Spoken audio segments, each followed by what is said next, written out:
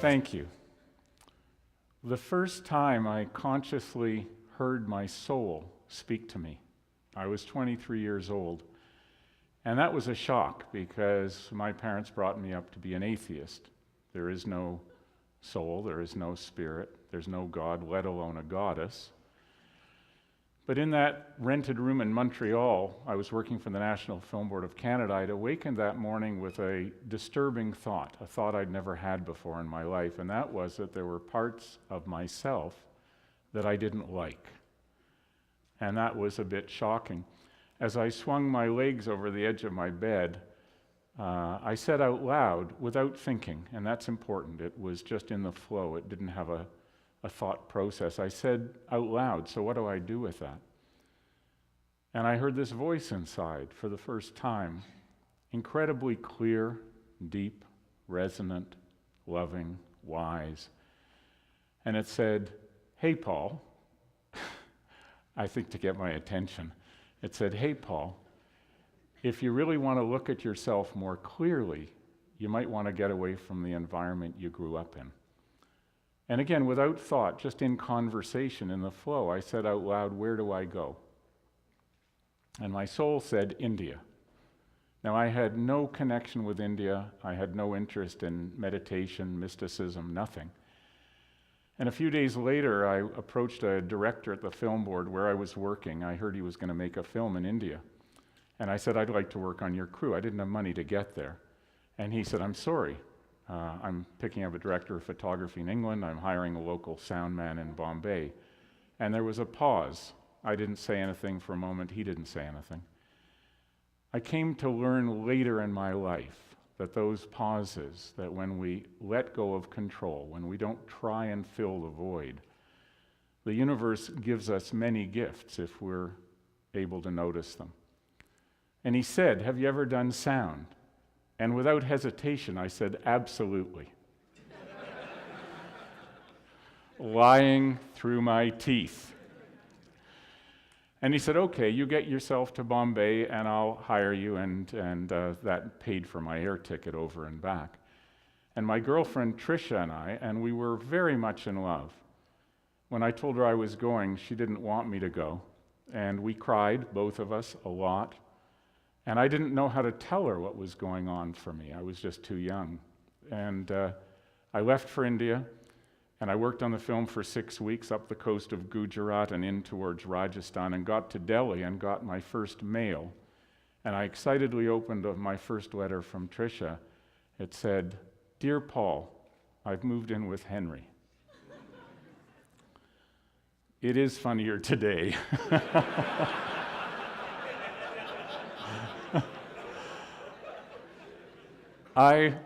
I was devastated. I've never had a heartbreak like that before or since. It was truly like a knife in the heart. I could feel the agony. I could hear a scream in my head. I could actually hear a screaming in my head, and I realized it's me. And I just tried to keep things together. And somebody I knew for 3 days in my life said, "Why don't you try meditation for the heartbreak?"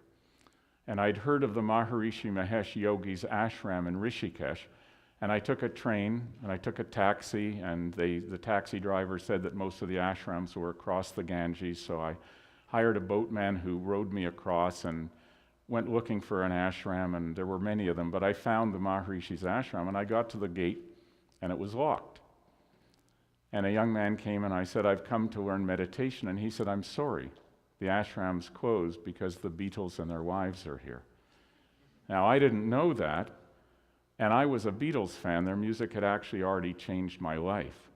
But in that moment, it was actually not good news. I said, "You have to teach me," and I told him what was happening inside me. And he said, "I'm sorry, not at the present time." And I love language. I love the way language opens doors for us. I don't know what I would have said if he hadn't said, "Not at the present time," because I said, "Can I wait?" And he was a little taken aback, and he said, "Oh, okay." And I slept in a tent outside the gates for 8 days, 8 days a week. I think there's a tune there. And 8 days later, he came back, a wonderful young man, Raghavendra, and he took me in and he taught me meditation, said I could then spend my days in the ashram and so on. And it took 5 minutes to learn meditation, and I did a half an hour meditation. And when I came out of the meditation, it was a miracle. It was a miracle. The knife was gone, the screaming was gone, and what had replaced them was a deeper understanding of Tricia, myself, and I actually had so much love for her that I thought, well, if she's happy with Henry, that's good, even though I was still heartbroken. It took quite a while to get over that. I came out of the meditation and I was buzzed, I was stoned, I was high. And George Harrison later said to me he got higher meditating than he ever did on drugs. And I was walking through the ashram and I wasn't even thinking of them. Honestly, I was just so relieved not to be in agony. And I looked over about 60 feet away and there was John Lennon sitting at a table and Paul McCartney. And I walked over, and when I got to the edge of the table, there was a long table by the edge of the cliff, the Ganges, about 200 feet down, and there was John right here, and Paul, and Ringo, and George, and their wives. Jane Asher was with Paul. And they were talking, so I just waited, and they realized somebody was standing there, and John looked up at me, and I said, "May I join you?" And he said, "Sure, mate, pull up a chair." And Paul said, "Come and sit here," and I sat next to Paul. And then 3 magical things happened. I love the word magic. I finally looked it up in the Oxford Etymological Dictionary, the one where you need the glasses to see the magnifying glass if it's the physical one, for those of you who remember books, right? And one of the definitions of magic is that which is real, but we as yet do not understand. And as I sat down next to Paul, to my surprise, I heard this voice in my head scream, "Eek, it's the Beatles!" Now, I've never said that, right? Ever. And as soon as that voice finished, before I could think again, just in the flow, I heard my soul talk to me for the second time in my life. And it said, "Paul, they're just ordinary people like you. Everyone farts and is afraid in the night." That's what it said. And I spent the next week with them, and I honestly never thought of them once as the Beatles. And in that week, the area we were in was here high up on the cliff overlooking the Ganges. And in that week, they were in the process, they were there for 7 weeks. They wrote 48 songs in 7 weeks. In this particular image, they're starting to write Obladi. And I sat with them and just listened to it. And in the 48 songs that they wrote, I wondered later about their creativity. And I realized that there was so much joy in them. They were extremely close. They were like 4 brothers. They were playful. They were happy. The meditation, the timing. I sat with George one day, and we were just talking alone about life and about meditation. And he said, and this was a man of enormous humility, 24 years old. I happened to be 24. He was one of my heroes. And with enormous humility, and I love the definition of humility, which is not making yourself small, but understanding your size in the universe, just our place in the bigger universe. And he said to me, he said, "Like we're the Beatles after all, aren't we? We have all the money you could ever dream of. We have all the fame you could ever wish for, but it isn't love, it isn't health, it isn't peace inside, is it?" And that changed my life.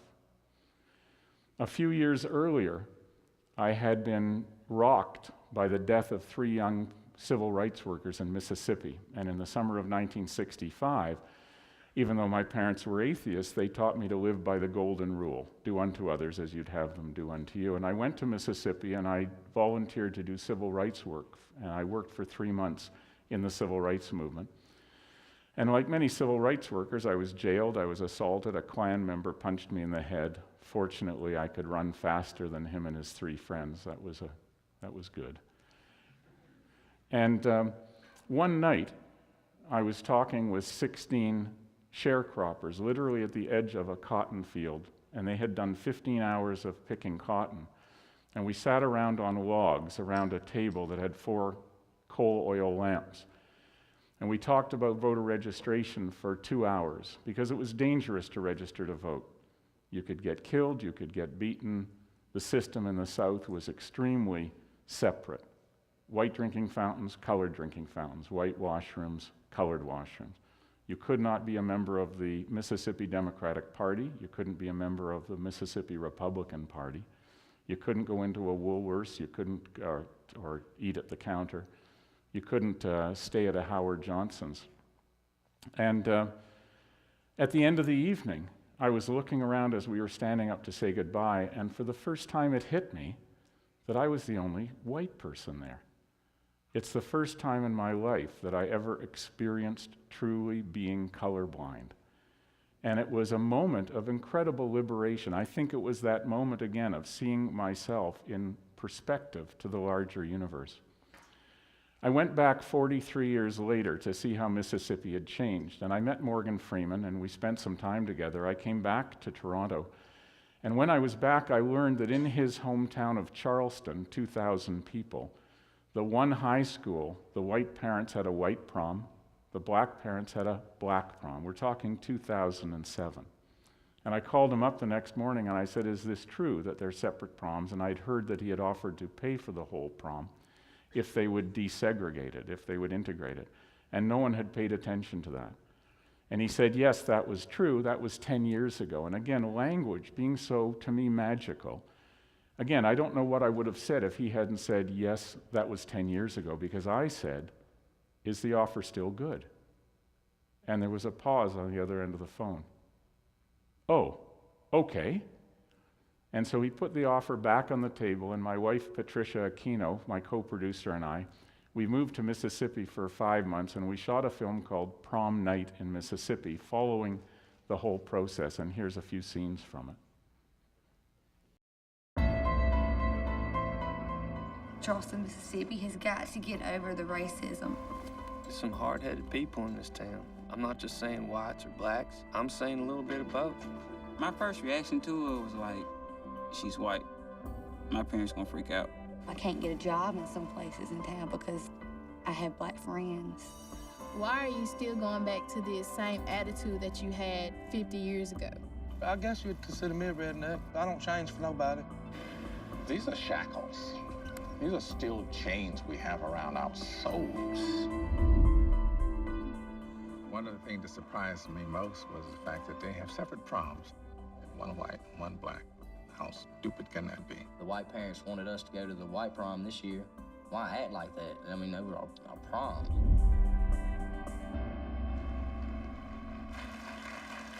So I have this proposal. You don't want to have a prom instead of 2 or 3? I'll pay for it. Deal? What's our limit? What's your limit? $200. There's a chance for you to make a change. Why not take it? Our town is changing a little part of the world right now. Why would you want to have a prom separate? They stupid. I don't see what everybody's problem is. It's supposed to be equal. I think we might have a little problem. As far as I'm concerned, they can kiss my ass. I just learned to love people for who they are and not for the color of their skin. If it's left up to the kids, it's gonna be fine. I want y'all to understand. Y'all making history.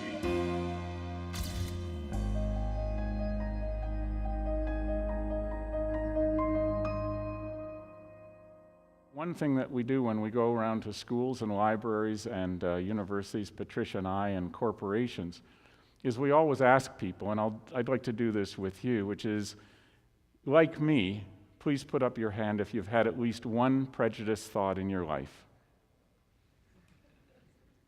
Right? Everybody. And whether it's the Canadian ambassador in Washington 2 weeks ago, he was the first to put up his hand in the group. And the thing isn't whether we all have prejudice, as politically incorrect as it is to have prejudice, so we put it under the table and we don't want to talk about it. But the thing is, if we are unconscious of our prejudices, we're controlled by them. And if we're conscious of our prejudices, if we can catch the thought while it's moving through our brain and examine it, are all women this? Are all blacks this? Are all Jews that? Are all professors this? And so on and so forth. We can examine those statements in the light of fact, in the light of truth. And of course, prejudice by definition, prejudgment, is never based on facts. And what we do when we work with the film and with our outreach work, which is called Moving Beyond Prejudice, we find that there are transformative experiences, simply because when you put it on top of the table and you talk about it, like anything in life, when we actually look at it and talk about it, it's always much easier to undo the Gordian knot and to actually get to a place of deeper heart and deeper consciousness and deeper truth. I think if I had to sum up back to the universe making our gifts available to us, the universe is really just a cornucopia of unlimited energy. There is no end to love. Love is infinite. There is no end to creativity. Creativity is infinite.